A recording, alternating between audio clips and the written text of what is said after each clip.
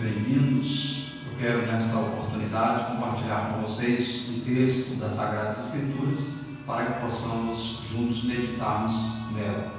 Eu quero ler com você o Salmo 101, verso 1, que diz assim: Cantarei a misericórdia e juízo, a ti, Senhor, cantarei. Vamos ler novamente, considerando que é apenas um versículo. Cantarei a misericórdia e o juízo, a ti, Senhor, cantarei. O título da mensagem, melhor dizendo, é Nos braços da misericórdia ou na cadeira do juízo? Nos braços da misericórdia ou na cadeira do juízo? Vejam bem que é um título interrogativo, é uma interrogação, uma pergunta que é feita para mim e para você, e que ao longo do texto, ao longo da pregação, ao longo da mensagem, nós haveremos de ter uma resposta para esta pergunta, e que eu espero que seja resposta positiva. Pois bem, se de um lado a desobediência de Adão trouxe consigo o juízo e a morte, não só para si, mas para si e todos os seus descendentes, por um outro lado, a obediência de Jesus, que é chamado de segundo Adão, as Escrituras o chamam de segundo Adão, trouxe consigo a misericórdia e a vida, que, embora seja suficiente para alcançar a todos, só alcançará, melhor dizendo, os que desejam-a recebem pela fé. Ou seja, aquele que a deseja e a receberá pela fé. Portanto, veremos que, embora nascemos com a natureza caída de Adão, e que quando atingimos a idade da razão, temos que indubitavelmente nos assentar na cadeira do juízo, podemos também, se quisermos, nos levantar desta cadeira através da fé na pessoa de Jesus Cristo e assim nos abraçarmos com a misericórdia. Portanto, nós temos uma situação, assentar numa cadeira do juízo. Essa é uma situação que não se tem escolha. Todo ser humano, indubitavelmente, ele nasce debaixo do pecado original herdado do nosso pai Adão, e consequentemente, quando ele atinge a idade da razão, ele terá, indubitavelmente, não tem como correr de se assentar nessa cadeira e lidar com essa questão.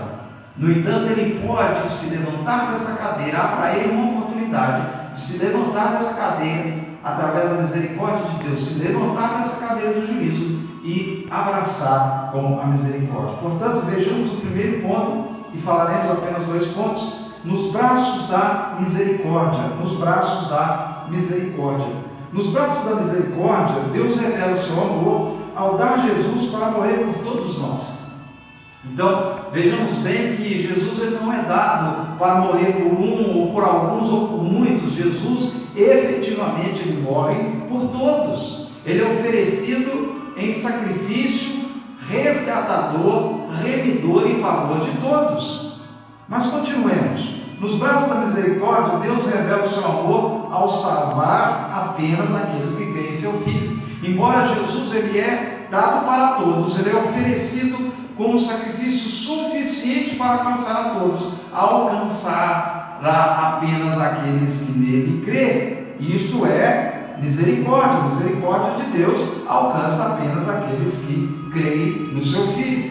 Passamos então para o segundo ponto, na cadeira do juízo. Na cadeira do juízo, Deus revela a verdadeira justiça ao encerrar todos debaixo do pecado. Então vejam bem que todos são encerrados debaixo do pecado. O pecado original, como já falamos alguma coisa lá na introdução, o pecado original ele é herdado, assim como nós herdamos alguma coisa que está no nosso gene, que veio do nosso pai e passa para nós. É algo que não tem como você interferir nisso. De igual modo, espiritualmente falando também, a Bíblia diz que todos em Adão pecaram. Então, nós herdamos espiritualmente o pecado original dos nossos primeiros pais. Então, é algo que não tem como nós mudarmos. E a princípio, nós pensamos, puxa vida, então parece algo que não seja tão justo. Eu herdei esse pecado, eu não fiz nada e herdei esse pecado. Bom, nós precisamos entender o que se segue após. Na cadeira do juízo, Deus revela imparcialidade ao condenar todos aqueles que conscientemente rejeitaram crer em seu Filho.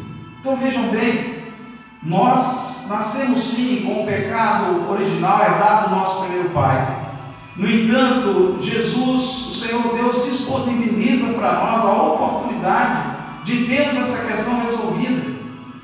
Quando nós atingimos a idade da razão, algo já está bem dito um pouco lá atrás, nós então passamos a ter que responder por esse pecado que herdamos, mas está colocado diante de nós a graça salvífica, o perdão de Deus na pessoa de Jesus Cristo, que pode mudar completamente essa história.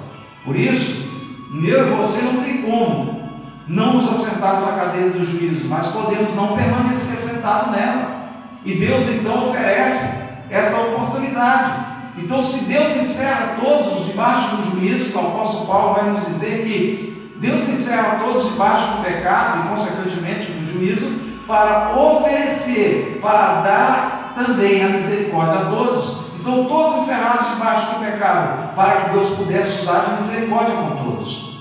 Então, vejamos bem que Deus ele visualizou uma situação na qual a sua misericórdia seria dada às pessoas. Então, as pessoas, elas vêm debaixo, naturalmente, espiritualmente, debaixo do juízo, mas elas têm a oportunidade, a possibilidade em Cristo de Jesus de sair dessa situação. Portanto, Jesus, quando discursava para Nicodemos, ele fala, porque Deus amou o mundo de tal maneira que deu seu Filho unigênito, para que todo aquele que nele crê não pereça, mas tenha vida eterna. E ele continua. E numa certa altura desse discurso, desse diálogo com esse mestre religioso, ele diz que a condenação é esta, que a luz veio ao mundo, mas os homens amaram mais as trevas do que a luz. E, portanto, ao rejeitar Jesus, eles permanecem debaixo da ira de Deus. Então, a questão é permanecer nessa condição. Todos, indubitavelmente, atingindo a idade da razão, precisam resolver essa questão. Mas Deus dá a graça em Jesus para que essas pessoas possam ter seus pecados perdoados, a situação espiritual resolvida para com Deus e, consequentemente, elas podem caminhar em comunhão com Deus. Louvado seja o nome do Senhor. Nós vamos, aqui na nossa conclusão, e já estamos caminhando para ela, eu quero contar uma história para você, e acredito que ao contar esta história, você entenderá melhor ainda o que eu quero dizer através desta mensagem, se um ou outro ponto não ficou muito claro. Conta-se a história que num dos estados dos Estados Unidos, onde havia a pena de morte, nós sabemos que as legislações, diferentemente do Brasil, de estado para estado, elas se diferenciam. E num desses estados havia a pena de morte. E um determinado indivíduo, ele cometera um determinado crime este que, dentro daquela lei, ele era passível da condenação de morte. Porém, os moradores daquela cidade se comoveram com a situação daquele moço, que estava preso, aguardando o momento para sair e ser executado. E eles então chamaram o governador, conseguiram uma audiência com o governador e disseram ao governador que aquele homem, no afã, no calor do momento, no seu repente, fora que ele fizera aquilo. Mas ele não era uma pessoa que no seu histórico merecesse morrer. Deveria sim ser penalizado, mas não com a pena de morte. E aquele governador então, analisando, pensando, ele decidiu dar uma carta de perdão para aquele homem, o isentando da pena de morte. Porém, ele o faria sob uma certa condição. E a condição era observar aquele homem num determinado momento. Então, o que esse governador fez? Ele se vestiu de um pastor, pegou uma Bíblia e colocou a carta de perdão para esse moço dentro da Bíblia. E quando ele chegou na prisão, ele se aproximou daquele moço, daquele condenado. O condenado não sabia de quem se tratava, achava que era um pastor de fato, porém o carcereiro sabia bem que era aquele homem vestido de pastor.